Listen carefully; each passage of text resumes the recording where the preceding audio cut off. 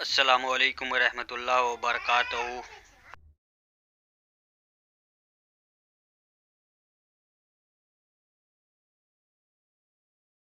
اب آئیے اصل موضوع کی طرف، حاضر اور ناظر۔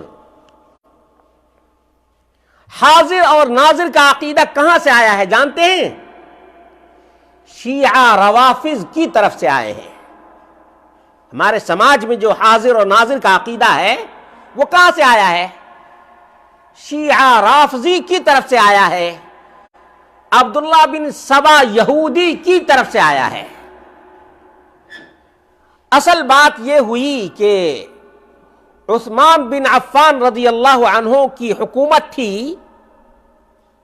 ایک عبداللہ بن سبا نام کا یہودی اسلام کا اظہار کیا، منافق تھا۔ اس نے کہا کہ تم لوگ عجیب قسم کے آدمی ہو، تمہارا یہ عقیدہ ہے کہ عیسیٰ علیہ الصلوۃ والتسلیم آخری زمانے میں آسمان سے نازل ہوں گے، لیکن تم بھول گئے کہ علی رضی اللہ عنہ بھی اتریں گے۔ دروازہ کہاں سے کھولا ہے کہ تم یہ عقیدہ رکھتے ہو کہ عیسیٰ علیہ الصلوۃ والتسلیم آخری زمانے میں نازل ہوں گے، لیکن تم سے چھپایا گیا ہے۔ آج بہت سے لوگ کہتے ہیں نا کہ یہ حدیث چھپائی گئی ہے۔ کس نے چھپایا؟ ارے مردود، تم لوگوں کو ٹرانسلیشن تک نہیں معلوم ہے اور تم کہتے ہو حدیث چھپایا ہے۔ حدیثوں کا ترجمہ کس نے کیا ہے؟ قرآن و سنت کے ماننے والوں نے کیا ہے۔ آج یوٹیوب پہ دیکھے گا کہ یہ حدیث آپ نے کبھی نہیں سنی ہوگی، آپ سے یہ حدیث چھپائی گئی ہے۔ اگر چھپائی گئی ہوتی تو تمہیں کیسے ترجمہ معلوم ہوتا؟ تم نے ترجمہ پڑھا ہے نا، تم کو تو عربی آتی نہیں ہے، تم نے ترجمہ پڑھا ہے۔ جب کسی نے ترجمہ کیا ہے تبھی تم کو معلوم ہوا، تو گویا جس نے ترجمہ کیا ہے اس نے چھپایا، اس نے تو عیاں کیا ہے۔ تو یوٹیوب پہ آپ دیکھیں گے، چاہے کوئی مرزائی ہو، چاہے کوئی حرکی ہو یا کوئی تھرکی ہو، کیا کوئی تنظیم اسلامی ہو تو کون اسلامی ہو، یہ غیر اسلامی کا نام اسلامی رکھ دیتے ہیں۔ جیسے شراب کا نام روح کی غذا رکھ کر کے لوگوں کو گمراہ کیا جاتا ہے، اسی طرح سے غیر اسلامی کو اسلامی نام رکھ دیتے ہیں۔ اسی طرح سے یہ مردود قسم کے لوگ کہتے ہیں کہ یہ حدیث آپ سے چھپائی گئی ہے۔ ارے چھپائی گئی ہوتی تو تم کیسے جان لیتے؟ ذرا غور تو کرو۔ تو یہ چھپانے والے نہیں، قرآن و سنت کے ماننے والے علل اعلان اس بات کو واضح کرتے ہیں اور بیان کرتے ہیں۔ یہ نبی مکرم صلی اللہ علیہ وسلم کا فرمان ہے اور یہ آپ کا بیان ہے۔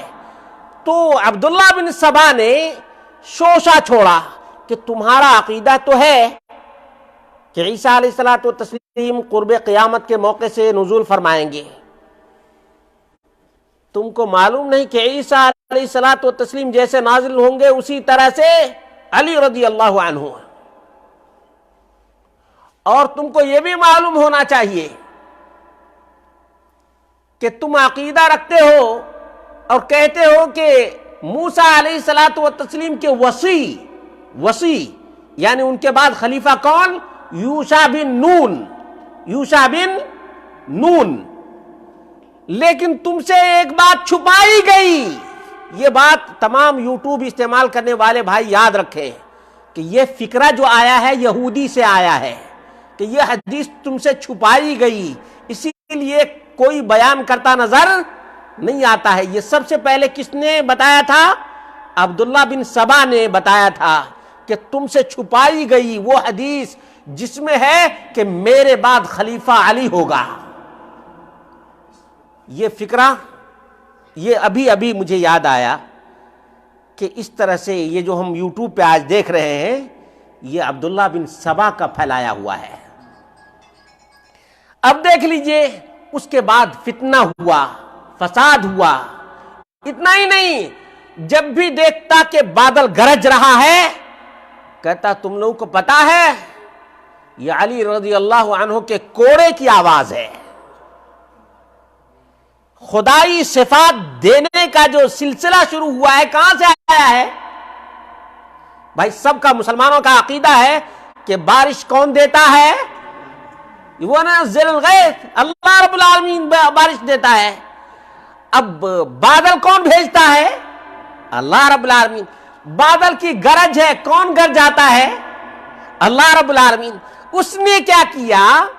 اس نے کہا کہ یہ جو آواز تم بجلی کی کڑک ہے اور بادل میں جو آواز آتی ہے یہ کچھ نہیں، علی کے کوڑے کی آواز ہے.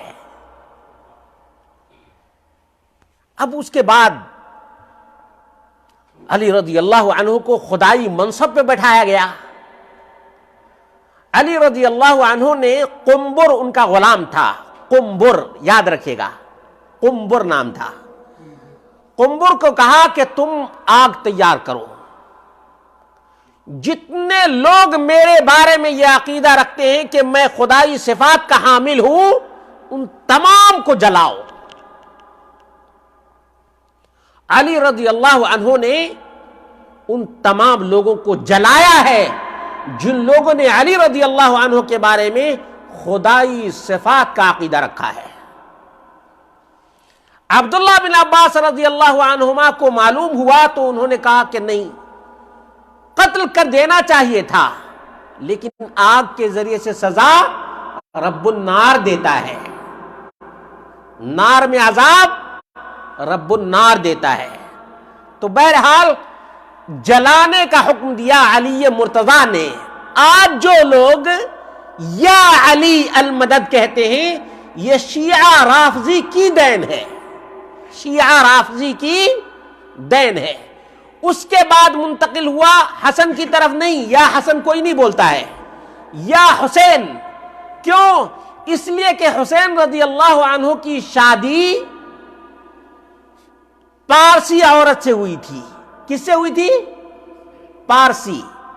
پارسی کو فارسی بھی بول لیجئے.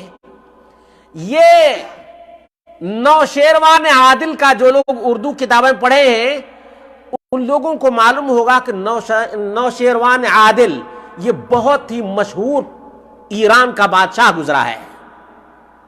اس خاندان سے اس لڑکی کا تعلق تھا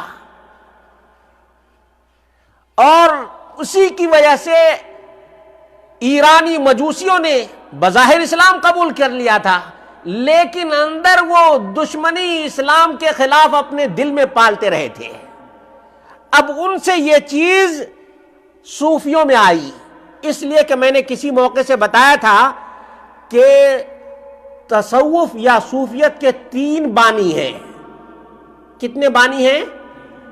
فاؤنڈر کتنے ہیں؟ 3 ہیں. یہ تینوں کے تینوں شیعہ ہیں.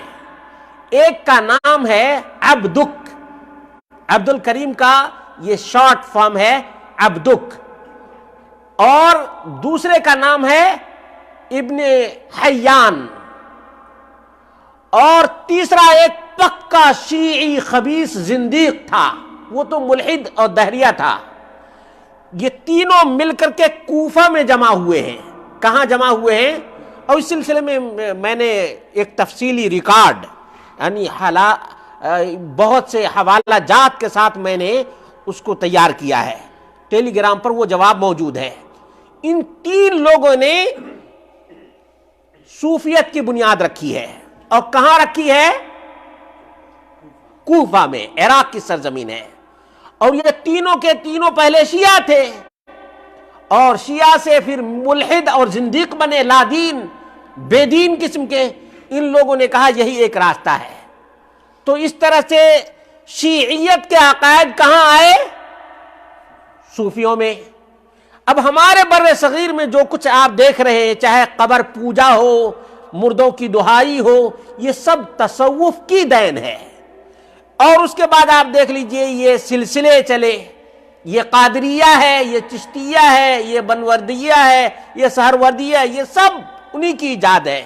اور یہ سب بڑے بڑے جغادری ہیں ان کے. اب یہ جو پکارتے ہیں، کیوں پکارتے ہیں پتہ ہے؟ اس لیے کہتے ہیں کہ یہ ہر جگہ موجود ہوتے ہیں. جیسے ہندوؤں کا عقیدہ دیکھ لیجیے آپ, نارد منی کر کے بارے میں کہا جاتا ہے, حالانکہ یہ افسانہ ہے, حقیقت نہیں.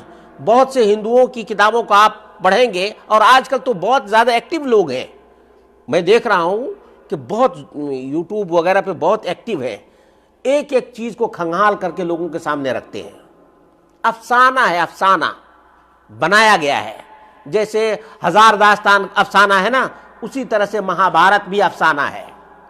اس کی کوئی حقیقت, یہ زمین سے اس کا کوئی تعلق نہیں ہے, اس کا تعلق خیال سے ہے, تصورات سے ہے, تصورات سے ہے. اسی طرح سے آپ دیکھ لیجئے یہ بھاگوت گیتا ہے, زمین سے کوئی تعلق نہیں ہے, خیالی پلاؤ ہے, یہ خیال ہی ہے, پورا کا پورا خیال ہے. اسی طرح سے نارد منی کے بارے میں کہ ہر جگہ پہنچ جاتا ہے, کرشن کنہیا کے بارے میں کہ ہر جگہ پہنچ جاتا ہے, ہر جگہ نظر آتا ہے نا. ایسے ہی یہ صوفیوں کا عقیدہ بن گیا کہ یہ بڑے بڑے اولیاء ہر جگہ حاضر ہوتے ہیں. عبد القادر الجیلانی البغدادی کو یا غوث کیوں کہتے ہیں؟ کہتے ہیں کہ تم جہاں کہیں بھی رہو یا غوث کہو گے تو عبد القادر الجیلانی البغدادی سن لیں گے اور تمہاری مدد کو پہنچ جائیں گے. اب سلسلہ سمجھ میں آیا؟ سلسلہ سمجھ میں آیا؟ شیعیت, رافضیت, یہودیت اور مجوسیت سے ہوتے ہوئے کہاں صوفیت, اور صوفیت سے ہمارے بر صغیر کا پورا ماحول ہی بھرا ہوا ہے, بھرا ہوا ہے. اس طرح کا اور ویڈیو بنانے کے لیے ہمارے یوٹیوب چینل کو سبسکرائب کریں, ویڈیو کو لائک کریں, ایک دوسرے تک شیئر ضرور کریں. السلام علیکم.